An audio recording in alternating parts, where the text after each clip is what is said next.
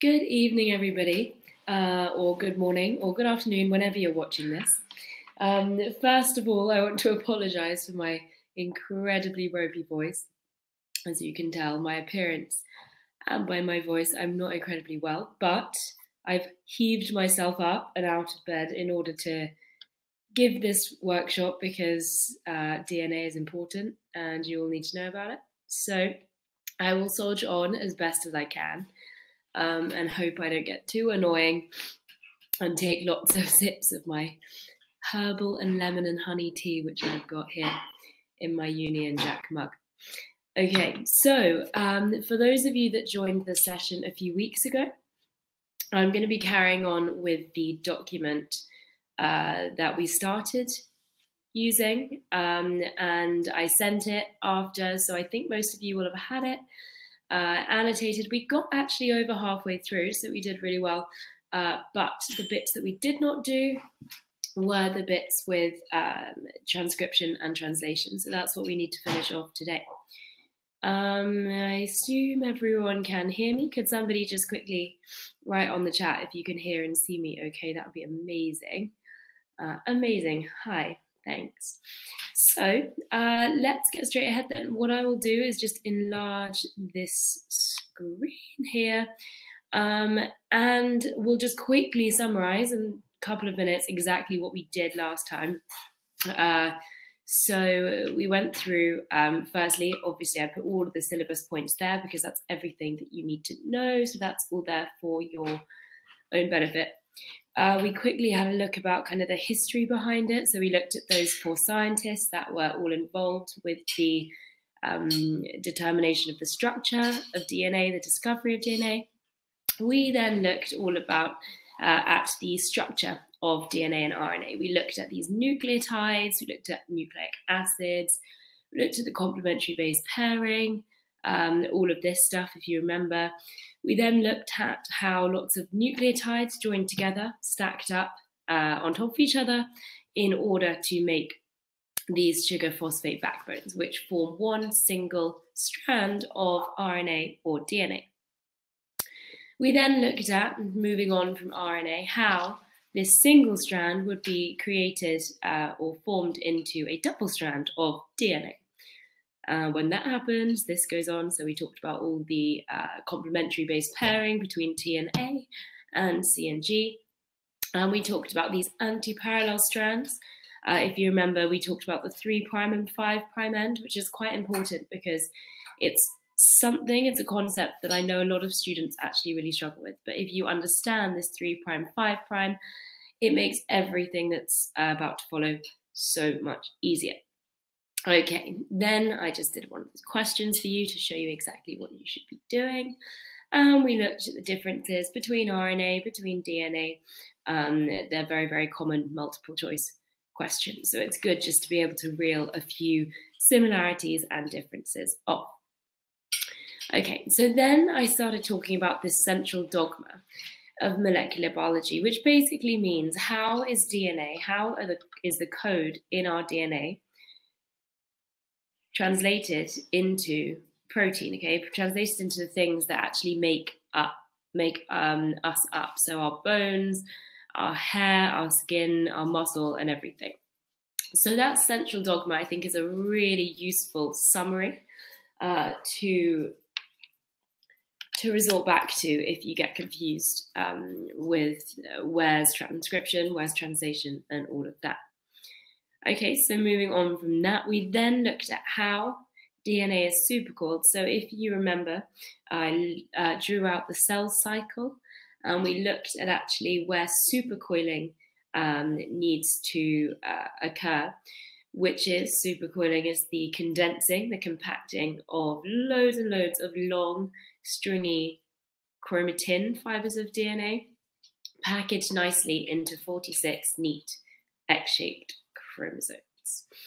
Okay, so then what we did is we started the first of 3 processes. So the 3 processes that you need to know in DNA are replication, transcription, and translation. So we started looking at DNA replication, which is a relatively lengthy one. And there is a lot to remember, okay? There's lots of enzymes involved there. So we started looking at what we mean by semi-conservative replication, that DNA is always replicated in this semi-conservative fashion, which basically means that every time one DNA molecule becomes two, half of the parent original strand is joined with half a new strand to make two identical daughter molecules. The Messelson style experiments done in the 1950s are something you do need to know. You need to know the theory behind this. This could be asked in your paper 3 question as well. So it's definitely worth understanding this whole thing with the N14, N15 isotopes and why these experiments proved that DNA must replicate in a semi-conservative fashion. Okay, so yeah, we did loads. And I mean, it's all written out for you here. I've written 9 steps for you to go over as well by yourself. Also, watch videos on this kind of thing. I find that really, really useful. I used to watch loads of videos in my biology revision. So also, if you're still a little bit unsure, watch a video. Sometimes it's much better than writing out the steps. Okay, so replication then, we went through the different enzymes which control the different steps, okay? So these were our 5 main enzymes. We talked about helicase and how it comes along the double helix and unzips all of those hydrogen bonds between the complementary base pairs. We then talked about how DNA polymerase, ideally you should remember that it's the DNA polymerase type 3, will latch onto the 3' end of the molecule of the DNA which is exposed. But remember this key point that I kept reiterating, that DNA polymerase can only ever move in a 3' to 5' direction. Okay, this is the key thing to remember. DNA polymerase will hop onto the 3' exposed end and it will work its way along towards that replication fork where the DNA is splitting, and it will just be adding complementary base pairs to the exposed bases. That's great on the 3' to 5' end, okay, the leading strand, that works fine. But remember, there was a lot of difficulty with doing the same on the lagging strand, the other strand, because instead of being this 3' to 5' direction, which works well with DNA polymerase, the lagging strand runs in a 5' to 3', which means that DNA polymerase cannot move along it smoothly. Therefore, we need this enzyme called RNA primase to hop on in and synthesize these short primers of RNA instead of DNA in little short, sharp bursts along the lagging strand. Those RNA primers added by RNA primase act as little hooks, where DNA pol again can come and jump onto it, and it can then continuously synthesize in a 3' to 5' direction as well. However, this happens in a much more kind of jumpy, interrupted fashion, and we end up, instead of getting a nice, long, continuous double strand, we end up getting lots of disjointed segments called Okazaki fragments. Of course, these Okazaki fragments will still contain a few RNA bases because the RNA primer added at the beginning is RNA bases. So before it can become kind of a proper functional piece of DNA, a different type of DNA polymerase, this one here, a DNA polymerase 1, needs to whiz along the Okazaki fragments, and it replaces every single RNA base with a DNA base. So basically, wherever it sees a U, a uracil, it will replace it with T, okay? The very last thing is, instead of all these Okazaki fragments being separated, a final enzyme called DNA ligase moves along the lagging strand and it fills in all of the little gaps between the Okazaki fragments, finally resulting in 2 full double-stranded molecules of DNA. Each are identical to each other. Now, I know we went through that a lot more slowly last time, hence why I've whizzed through it now. But are the few of you that are online at the moment, are you happy with that explanation? Is there anything else that you want me to go over? Because I know this is one of the most difficult topics there is in the HL syllabus. So if you're happy with that, then just let me know on the chat there, and then I know that we can just move on. In the meantime, yeah, of course. So DNA polymerase, there are two different types. DNA polymerase 3, annoyingly, is the one that we look at first. So I think of DNA polymerase 3 as like this main enzyme. The special thing about DNA polymerase 3 is that it can only ever move in a 3 to 5 prime direction. I've drawn this very roughly over here, but basically what that means is that when you have, this is a piece of DNA, of course, with anti-parallel strands, when you have an unzipped DNA, one end of it that's exposed will be the 3 prime. The other will be the 5 prime, because they're always opposite strands. Now, DNA polymerase 3 can only ever join onto the exposed 3 prime end. For this, that's fine, because then it just joins onto the 3 prime and it works along in a 3 to 5 prime direction, adding complementary base pairs to that top strand. However, the problem being below, this strand runs in a 5 to 3.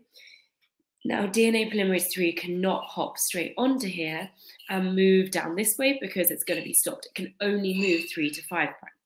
Therefore, in order to move 3 to 5 prime, which is in this direction, 3 to 5, like this, RNA primase first needs to come and add those little RNA primers, to which DNA polymerase 3 can hop onto and move in a 3 to 5, like that. So basically, the job of DNA polymerase 3 is to, I would say, add complementary base pairs to exposed bases after helicases come in. There is a second type of DNA polymerase, and that one is responsible, as I've mentioned down here. This one, DNA polymerase 1, is responsible just at the end for whizzing along the lagging strand, going along the Okazaki fragments, and wherever it sees a uracil within the DNA or RNA, wherever it sees a uracil, it needs to swap it, because uracil is an RNA base. So we don't want little bits of RNA bases within the DNA, because that's going to disrupt it. So DNA polymerase 1 comes along after DNA polymerase 3, and it's just going to replace every U with a T. Okay. But I can't emphasize enough this bit, how DNA polymerase 3 always moves in a 3 to 5, because unless you understand that, it will make no sense why the leading strand and lagging strand get synthesized differently. But as soon as you remember that it always moves in a 3 to 5 prime direction, it will make much more sense for you to remember. Okay. Is that better? Does that make sense with DNA polymerase then, Maya? Is there such a thing as DNA polymerase 2? Yes, there is. There's about 6 different types, but you don't need to worry at all about what the other types do. So the only one the IB is concerned with in your syllabus is 3 and 1. Most textbooks actually don't even mention that there's a 3 and a 1. However, in recent years, I've noticed in past papers, they do actually sometimes ask you to specify between type 3 and 1. So I think it's definitely worth just being aware of. But it is really that extra detail, which is going to give you like that kind of higher level 7 edge. So, but yeah, it's useful just to know 3 and 1. Okay, nice. Okay, perfect. So, I mean, I've just copied in this question because that is literally a typical question that you would see about replication. You've got 4 different parts, and all it wants you to do is write the job of every single different enzyme. Okay, so the 4 that we've just talked about. So I will just write this in to make it easier for you, but draw text. So I'm just remembering how to use it. Okay, So I'll just go through this question C, telling you exactly the ideal answer to write here. So it says, explain the role of the following enzymes in replication. Helicase, I would say it unzips the DNA double helix by breaking hydrogen bonds between complementary base pairs in the DNA. Okay, that would be a perfect answer for that. The second one, it said, what is the function of DNA polymerase 3? My ideal answer would be something like DNA polymerase 3 adds complementary base pairs to exposed places in the DNA.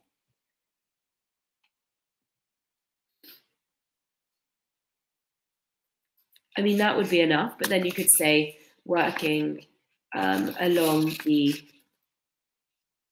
or always moving in a 3' to 5' direction. I say something like that is ideal. RNA primase, if it asked you that, I would say synthesizes short RNA primers on the lagging strand, act as a hook for DNA polymerase to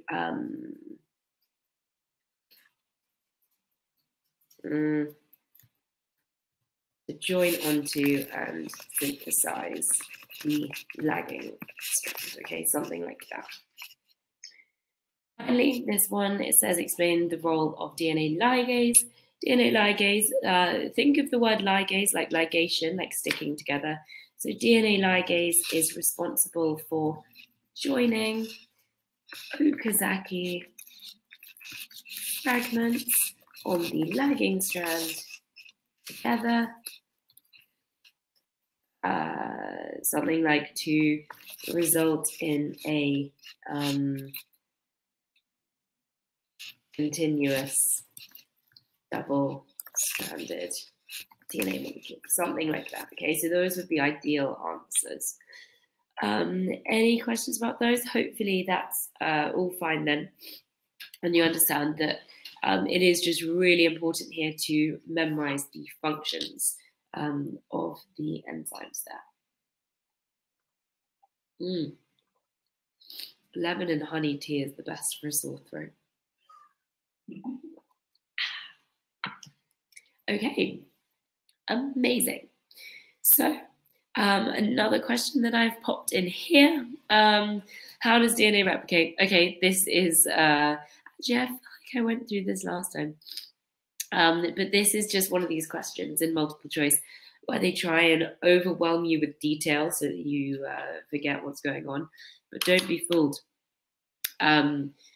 What they're basically, well, I mean, let's actually just work through those 4 answers that they give and have a look. So A, it says, how does DNA replicate?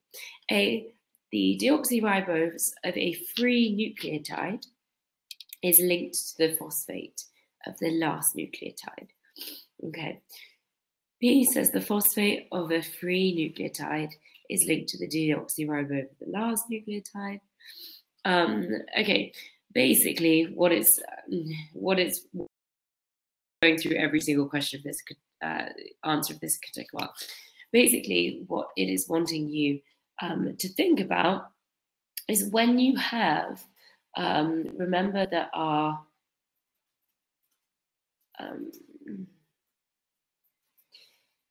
double helix looks like this.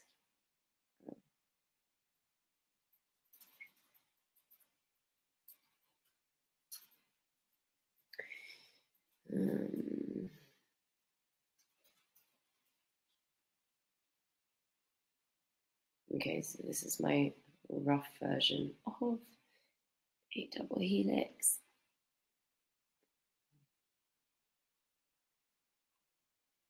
Remember, the strands are anti-parallel, and you're going to have these bonds forming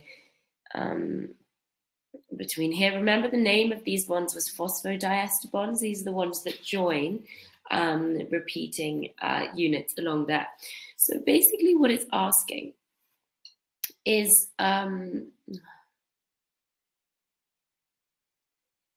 if we are adding, I'm going to just use a different color for a different nucleotide.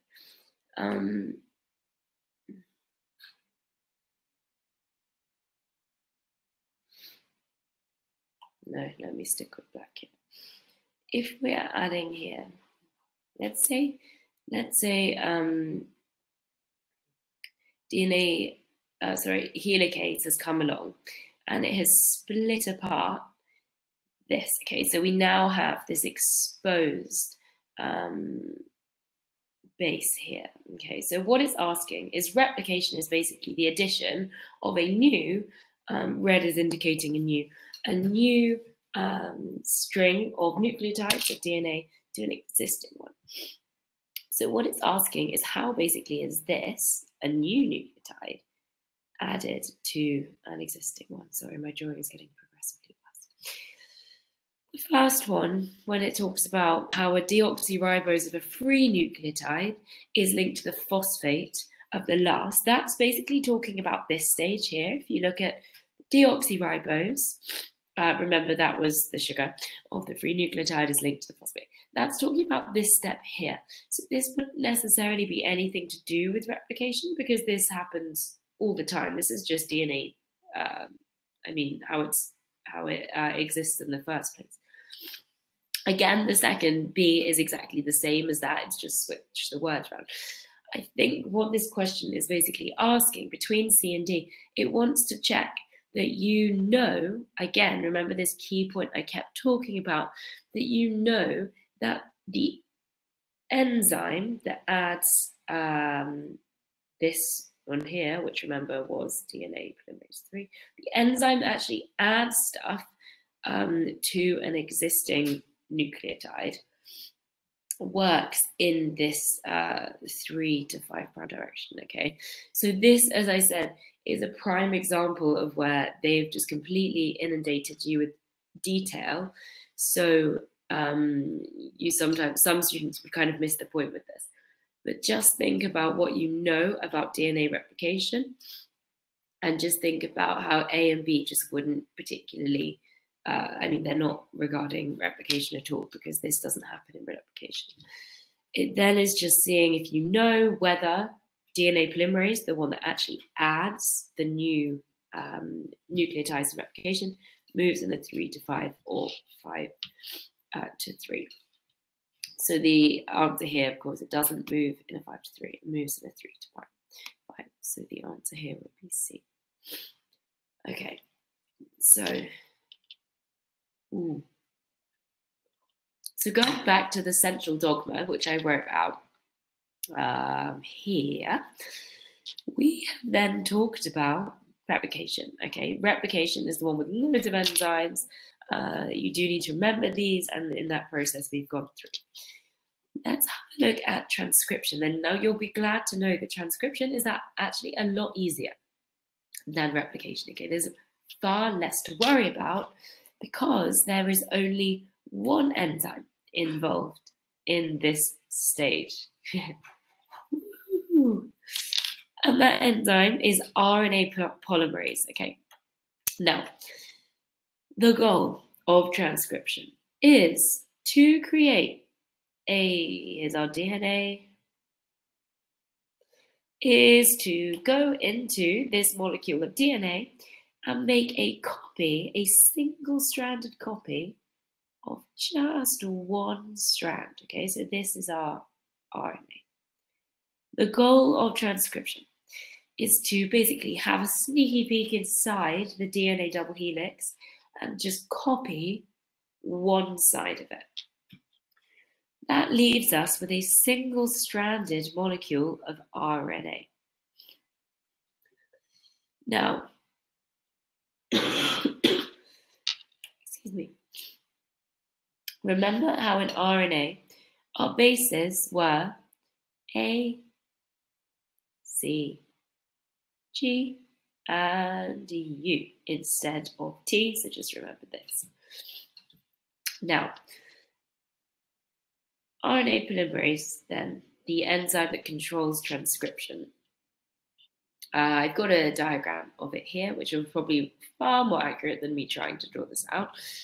Basically what it is, it's just this big like blob enzyme where it surrounds a double helix. Okay? It surrounds the DNA. Remember, this happens in the nucleus. Because DNA can't leave the nucleus, it's always in the nucleus. RNA polymerase in the nucleus will surround, it's the purple thing, surround the DNA double helix. It will unwind a very, very short section of double helix, okay? So it kind of acts like helicase does, but helicase is involved. RNA polymerase can do it all itself. So RNA polymerase, firstly, say step one, unwinds a short section of DNA. We call this little unwound bit the transcription bubble. I like that word. So this here is the transcription bubble, okay, the little bit of exposed. Now you see in the transcription bubble, we've got some exposed bases. We've got some here and we've got some here. One of these strands only. So just one strand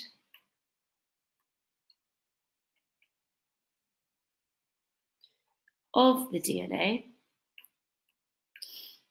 will be read by RNA polymerase, okay, just one strand. The strand that is read is what we call the, let me think, template strand, okay? It acts as the template for a new one to be created. So this is the template strand. So to the exposed bases on the template strand, new complementary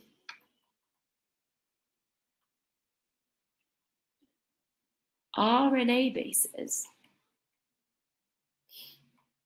are added to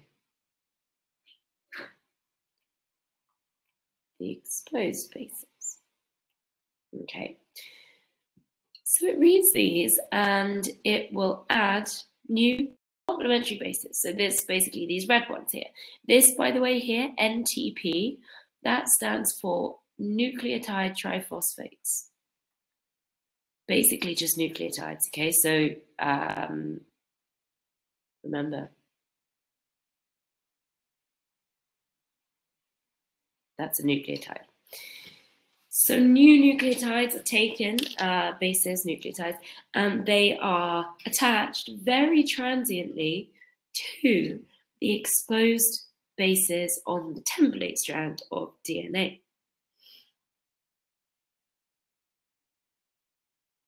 Oh, good question, Maya. You're asking if it wants to express specific genes. Exactly.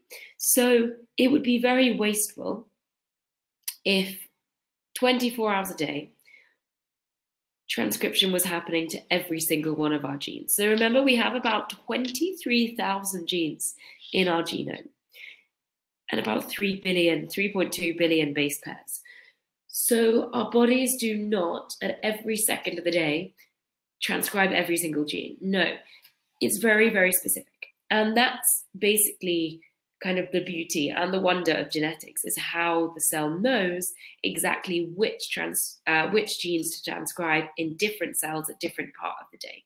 That is why you grow fingernails on the tips of your fingers and hair on your head, instead of just everything being produced everywhere. So yes, this will only actually happen to certain genes in certain cells at certain times. Good point. But when it does decide to happen to certain genes in certain cells at certain points. This is kind of the process that we're talking about here. So the important thing now to realize is the new bases, the new RNA bases in red here that are added, very, very quickly detach. They very quickly dissociate from the DNA. So basically this, when I said the new complementary RNA bases are added to the exposed bases, and then they detach quickly. And that, the thing that's detached, this thing here, is our RNA strand. As soon as it detaches, as soon as the RNA detaches, the double helix will be rewound, okay? So it's already been read, so it's of no use anymore to RNA polymerase. So as soon as the RNA has broken off, the double helix will be rewound again, and it will read the next few bases. So that's what I think is shown quite nicely here. It's a very continuous process, so it's difficult sometimes to think of it in steps. So this video here, this YouTube video, which I've got a link to, I would really, really recommend watching. It's a very good one, which will show you exactly. Okay, more questions. Nice. What is the goal of transcription? How does it know what part of the template strand to use to produce an RNA strand? Good questions. The goal of transcription is to produce a single strand of RNA.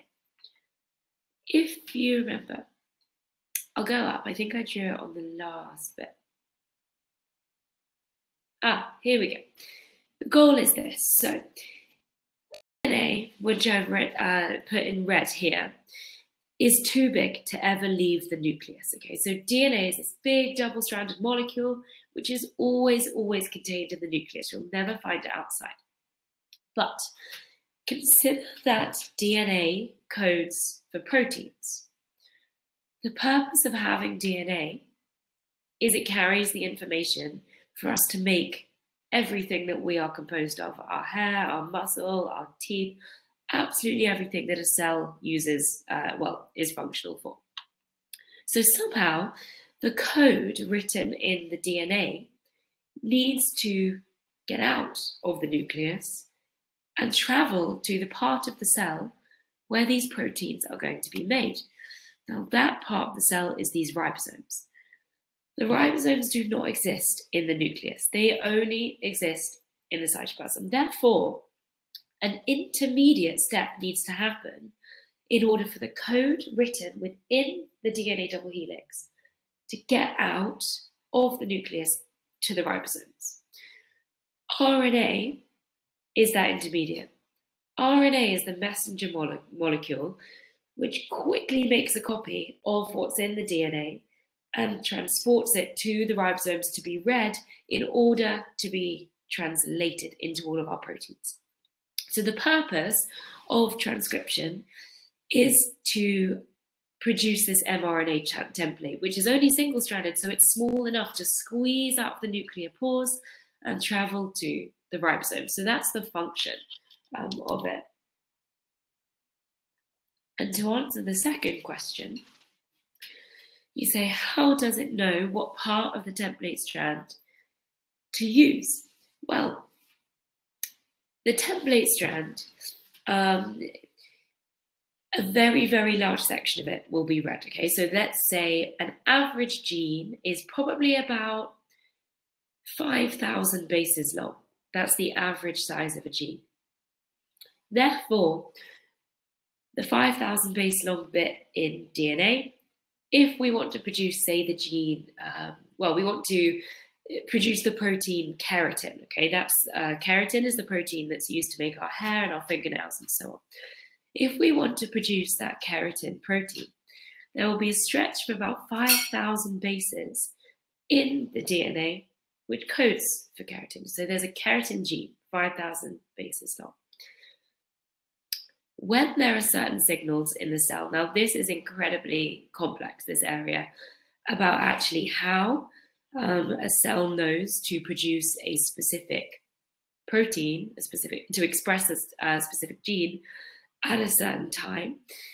But there's lots of these molecules called transcription factors, which are in turn controlled by all sorts of things: hormones, external environment, nutrition, all sorts of things actually control which gene is expressed at different times.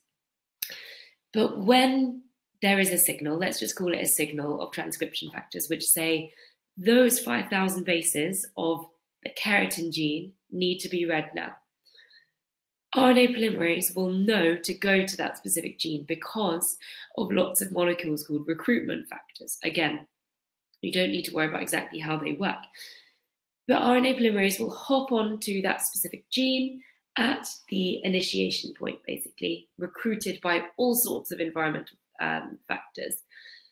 And when it does that, it will open it up and it will start reading.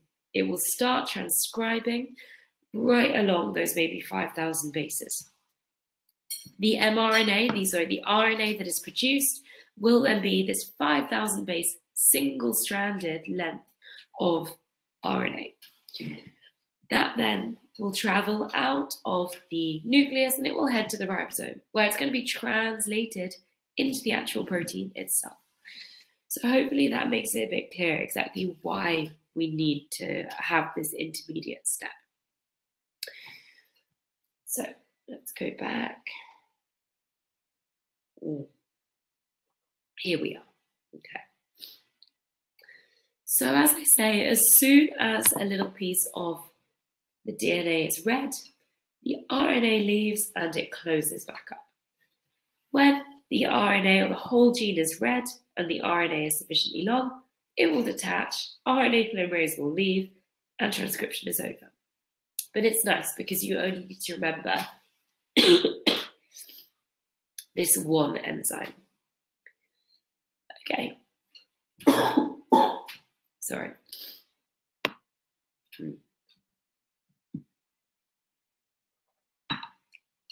Okay, so we call this piece of RNA, okay, this one here that's just been produced. You may see this written as pre-mRNA.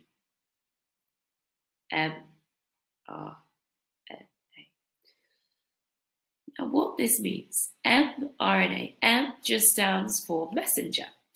So we generally say, we call it messenger just because it carries the message from DNA to the ribosomes. But what we mean by pre is that the RNA produced here in transcription isn't quite ready to be read yet, because it looks like this. Pre-mRNA is comprised of lots of different sections of either introns or exons. Now, exons are basically the bits of RNA, of mRNA, that are useful, okay, that we actually want, because these are the things that code for proteins. However, there are many reasons for this, but there are also in between the exons, the useful bits, are these things called introns. Now, I like to think of it in that these are in between the useful bits, okay? So introns actually make up a huge proportion of our genome, basically, of the RNA. There are multiple functions for introns. They act as regulatory sequences. They are, a lot of them are just completely useless, but they're there from evolutionary, for evolutionary reasons. So maybe once upon a time they were useful, we don't use them anymore. So there are many reasons why there are introns. But you just need to know that the exons are the useful bits and the introns are useless bits, basically. So we don't want to send a piece of pre-mRNA to be translated, because we don't want to kind of end up with a dysfunctional protein because it's actually read some of the introns which aren't coding and so on. So basically, before this goes to be translated, before the mRNA goes to be translated into protein, the introns, the useless bits, need to be removed, okay? This process here, the removal of introns, is called splicing. So you might have seen this before.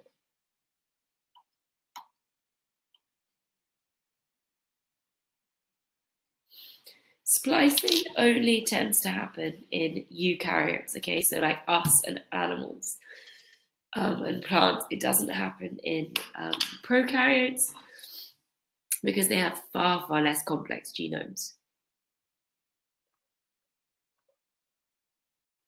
But splicing is the removal of useless, non-coding introns, leaving us just with useful coding exons. Okay, that's all you really need to know there. A common question will be something like this, where it's literally just asked you, what are introns? So you can have a quick skim through this.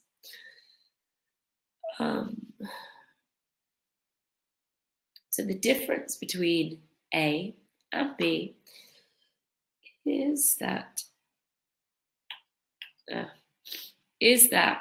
it's same thing, but it's asking, does it happen in eukaryotes or prokaryotes?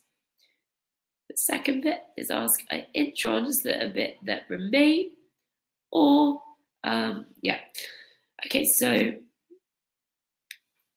the four different answers here then. So A is ask sequence of nucleotides that are removed to form mature RNA in eukaryotes. Well, I mean, yeah, they are removed, so I would say this one. But let's just look at the other ones as well. It says sequences of nucleotides that are removed in prokaryotes. No, it doesn't happen in prokaryotes. Only happens in eukaryotes. You don't need to worry about why.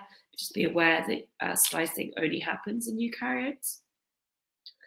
C, sequences that remain in mature RNA. No.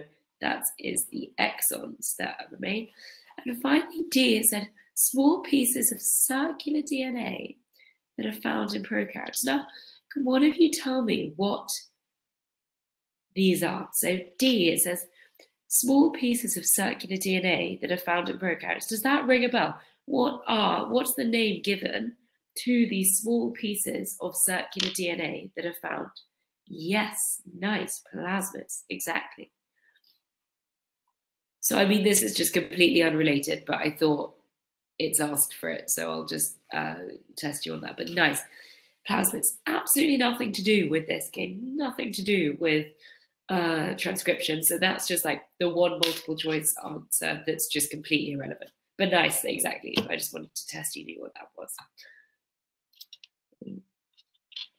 Okay.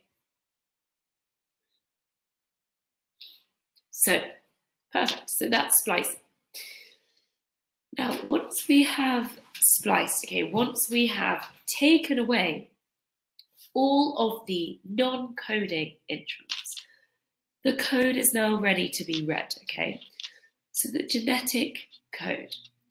The rules of the genetic code are as follows. So we now have basically, let's say, a line of RNA, okay? So AUG, CCU, GCA, UUU, on and on, okay? So this is a piece of mRNA. So the question now is, how is this read? How is this single strand of mRNA read by the ribosome? Well, the genetic code is always read in triplets, okay? So it's always read in groups of 3, like this. So I here have got 4 different groups of 3. We call each of these codons, okay? So each of these is a codon. Each codon codes, each codon codes for a specific amino acid. Okay. So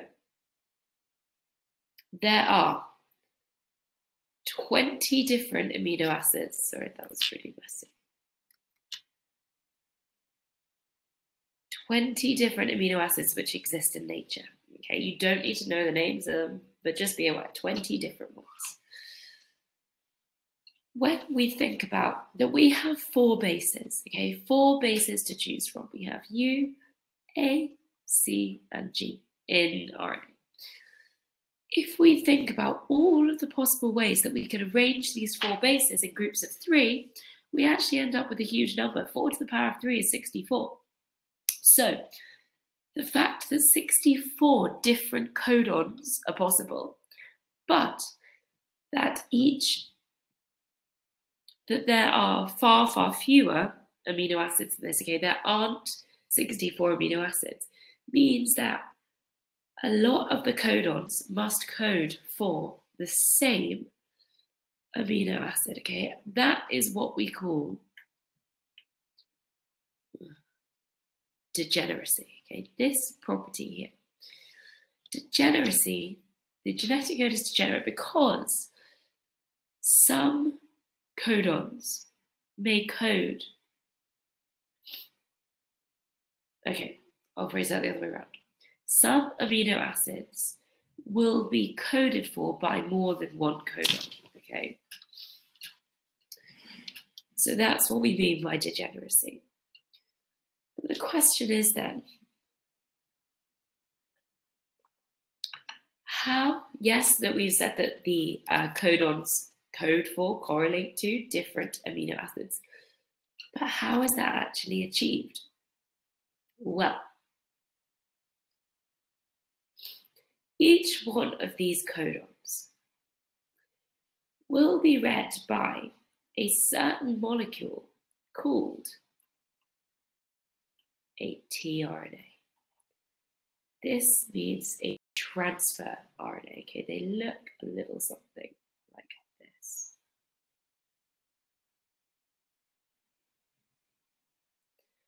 The tRNA has 2 distinctive features. Number 1, it always carries an amino acid up here. So they're called transfer RNA because they transfer amino acids around. Another property is they always have this thing down here called an anticodon. The anticodon will always have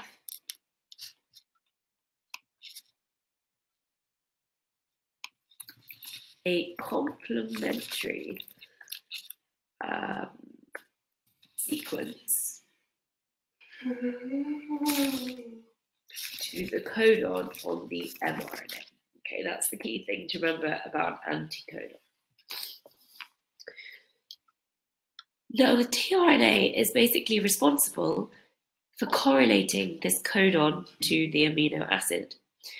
You will probably have seen this before, the codon table, which shows you each of the 64 different possible, I'm going to write it again. My writing is so messy. So the codon table shows 64 different possible codon, let's say, combinations.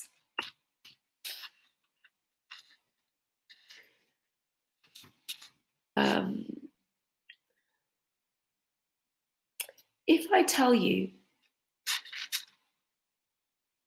that it's only actually 60 codons out of the 64 actually code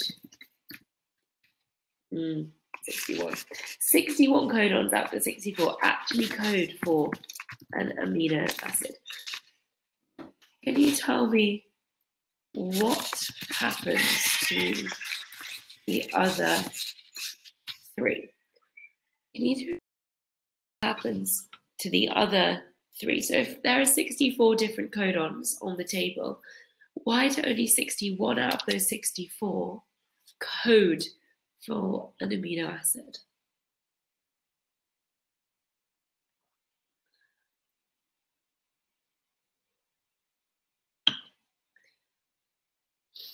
Any ideas?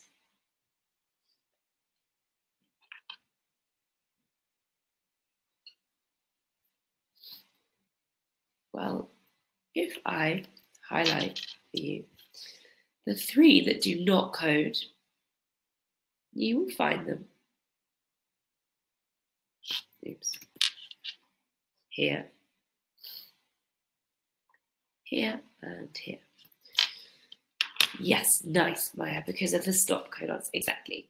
So when I asked what happened to the other 3, there are 3 stop codons. Okay, so that is UAA, UAG, and UGA. You don't need to remember them, you just need to remember what they are.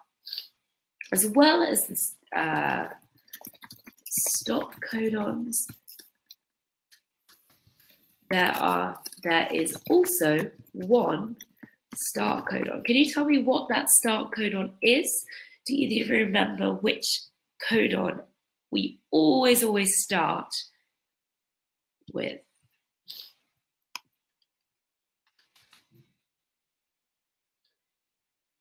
So just 1 of those 61 coding. Nice, AUG, perfect. AUG is always the start codon.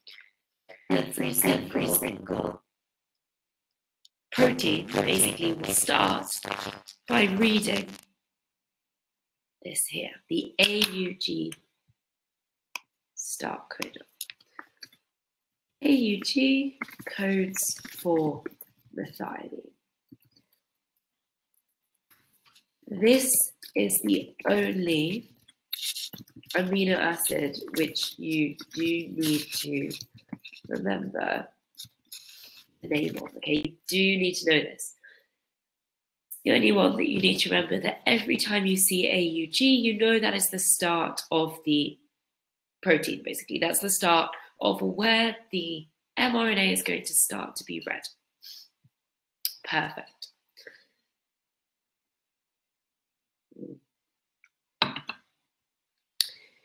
If you were to be given this table, you would just need to be able to read it, okay? But you do absolutely not need to remember any of those things. But basically what this tells us is whenever we have something in our mRNA, okay, I'm going to draw another one down here. So let's say we have this mRNA, we've got AUG, CCU, AUU, CCC. Okay, so this is just a short section of our mRNA. If we want to know how is this code translated into protein, then we just need to go along reading the code in triplets, okay, in these codons. So each one of these codons will have a corresponding amino acid, okay? So the amino acid for this one is, as we know, methionine. That will be carried by a tRNA molecule. Now, the reason that we know that methionine will always correspond to this is because, remember how we said the second distinctive feature of a tRNA is that it always has an anticodon.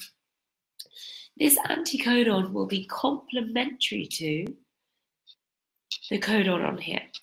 So, for example, the tRNA that carries methionine will have an anticodon, which is complementary to AUG, therefore, it will be UAC. Secondly, the tRNA that is going to bind to the second one, CCU, will be carrying a specific amino acid. If we want to know what amino acid it's going to be carrying, then we look in the codon table. We find CCU. Here it is. So we know that proline is the second, okay? So we know that proline is going to be here. Therefore, if you are asked what is the anticodon of this tRNA, then we know that it is complementary, okay? That is the opposite. So it'd be GGA, for example.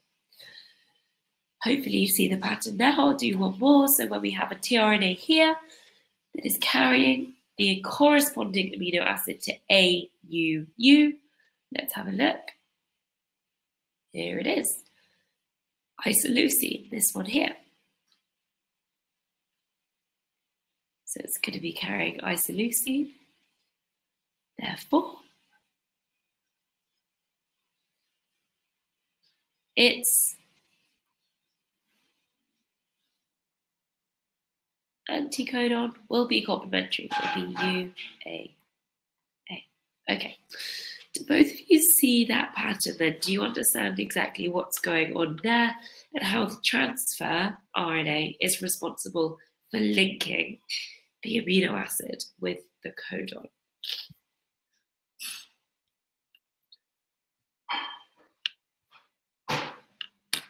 Okay.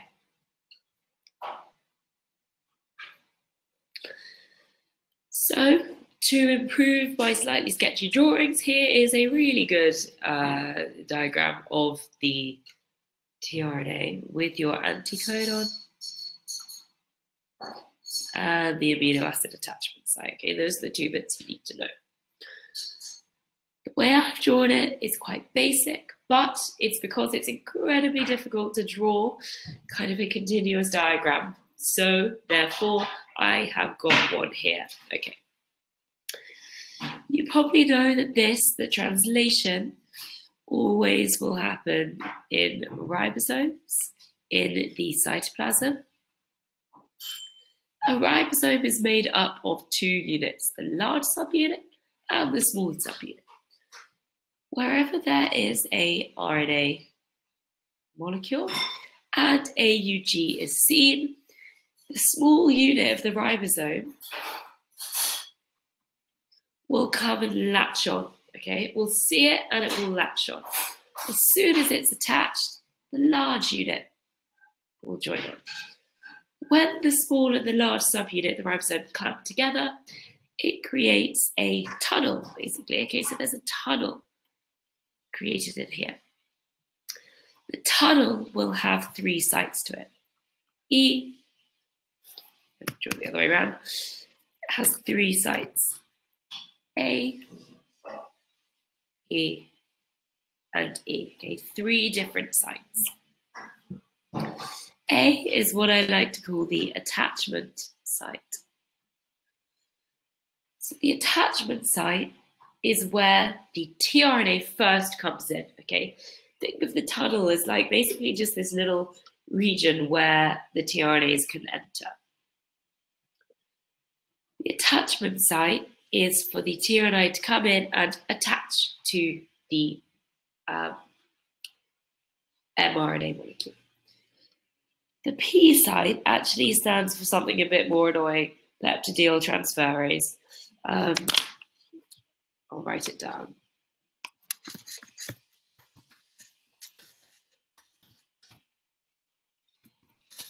What I mean by this, what we mean by the peptidyl transferase site is this is the site where there is an actual bond between the codon and the anticodon. As soon as the codon on the mRNA and the anticodon on the tRNA join, the amino acid, which is being carried by the tRNA, is released. Every time this happens, every time an amino acid is released, it is going to join with the next amino acid in the chain. Remember, the name of the bond between two amino acids is a peptide bond. That's why the P site is called the P site, okay? It's where the peptide bond is formed. As soon as one amino acid has been discharged, has left the tRNA, which we now say has been discharged, it's been given off its amino acid, then leaves. Okay, so the last site here is called the exit site. Okay. So this is the diagram, which probably puts it into a bit better context for you. Again, it's a process that's really difficult to see when I just draw it step by step, but this video is super good, so I definitely recommend you going and looking at this. But here you'll see how the mRNA is kind of cushioned in between the small and larger subunit of the ribosome. As soon as that happens, you get 3 sites forming, A, P, and E. The A site is for the attachment of incoming tRNAs. When it goes to the P site, the actual bond is formed between the codon and the anticodon. So they clump together, and as soon as they do that, the amino acid being carried by the tRNA dissociates.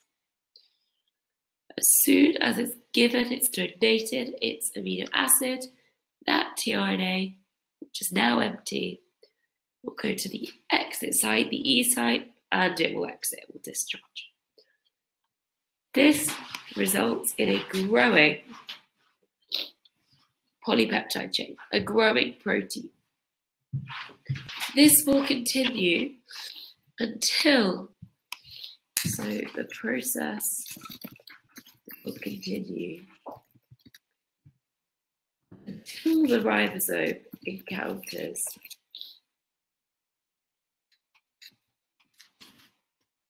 one of the 3 stop codons. When it does, the polypeptide chain is released and the protein is complete. And that's the goal. All of those processes, excuse me 1 second.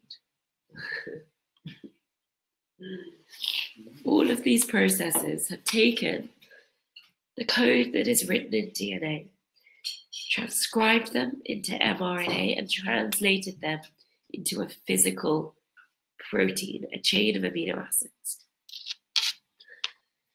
I've got, yeah, exactly. I was just about to say that, Maya, that this is exactly what I mean by initiation, elongation, and termination. You will see on my next slide, here it is, exactly what I've just described, split into those 3 stages. So sometimes,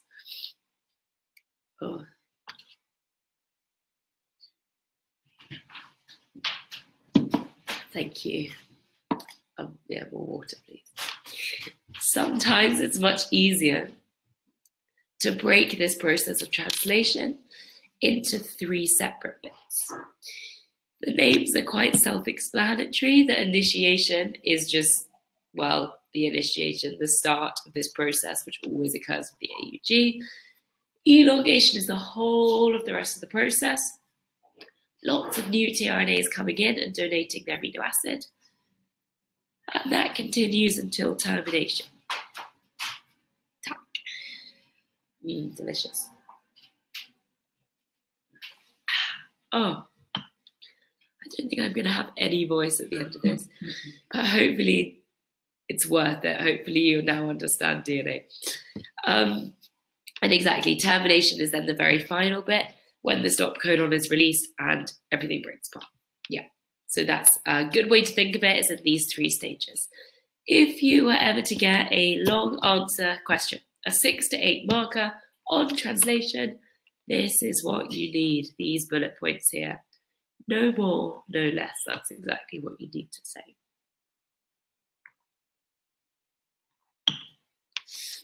Okay. So aside from I'd recommend you going and watching this video, hopefully that is everything that you need to know about transcription and translation. which is great because it's a huge topic. So it's great that we've got through it all. Just to finish things off, my last slide is a question. It's quite a nasty question because it's given you one of these awful electro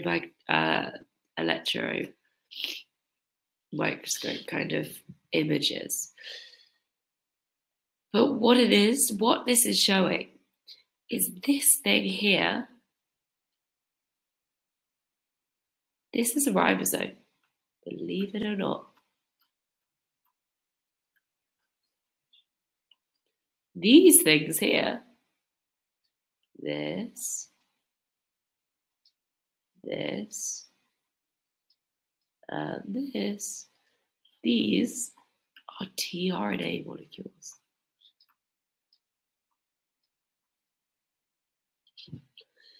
And this thing here, this is the mRNA. So you need to be able to spot that. So if you think of it like that, basically what it's saying is it's asking you which letter represents tRNA exiting. Okay, so it's already told you that the mRNA is being read in this direction. So you know that this end here is the end of the molecule which is being like expelled out, okay? They're being like pushed away. So with this, they'd expect you to see that this thing I'm circling in black here is the codon that is being read by the tRNA, okay? So I'd say that this is the attachment site. This is the site where the peptide bond is being formed. And you see very discreetly up here, this is the growing polypeptide chain.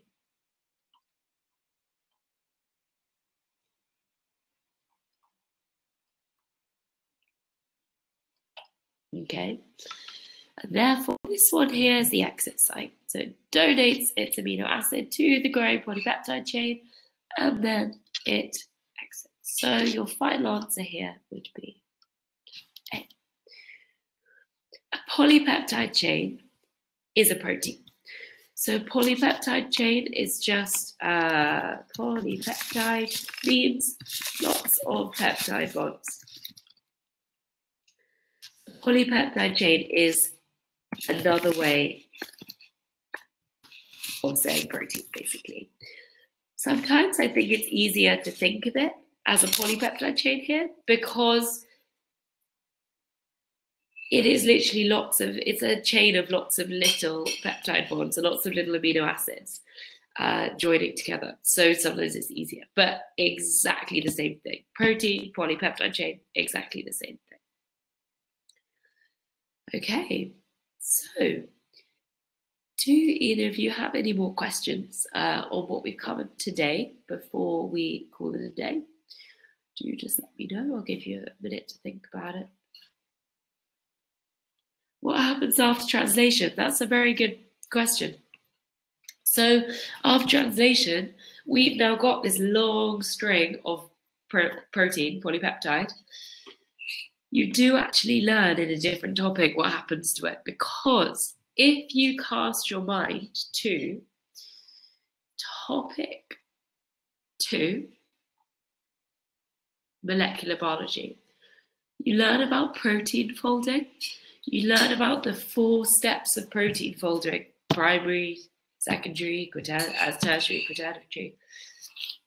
As soon as this chain has been basically like spat out by the ribosome, it folds immediately. It folds. If you remember, you have like the first stage of folding is like your alpha helix, your beta plated sheets, and then you have the third layer of folding, which is like all of these like disulfide bridges, ionic bonds. Basically, after translation, your protein is folded. And then it's functional. Either it gets tagged with a little signal saying, leave the cell, go and do something. If that's like a, I don't know, Could be a hemoglobin protein that's just being produced. Then it will get folded really tightly, packed into red blood cells, and it will whiz around the body, collecting oxygen, doing its job. But basically, translation is the last step.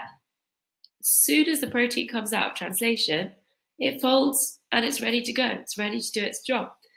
Some of them, when they come out of translation, will misfold by accident. And then they get sent to actually the lysosome, that or little organelle in the cell, which digests it. Okay, so either if it's good, it will go off and do its function.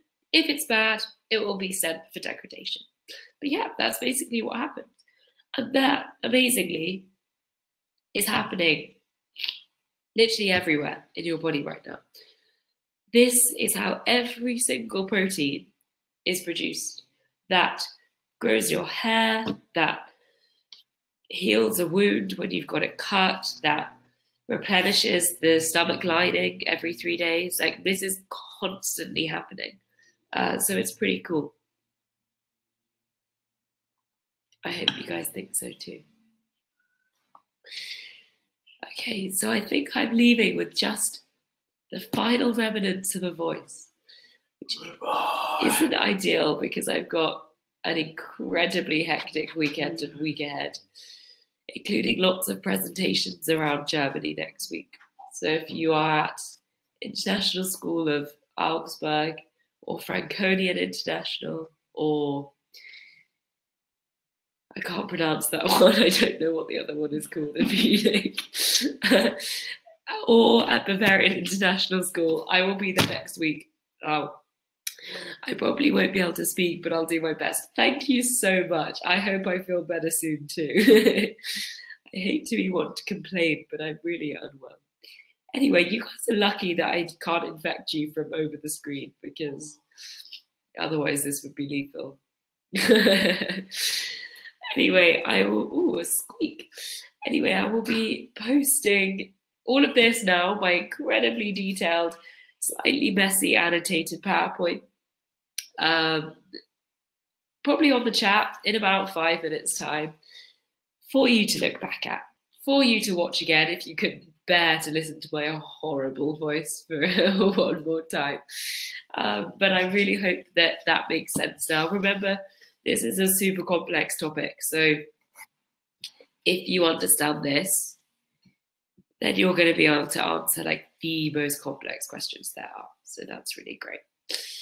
So yes, thanks for you guys that came to watch me live tonight. Thank you, Maya, as well. Thank you, everybody.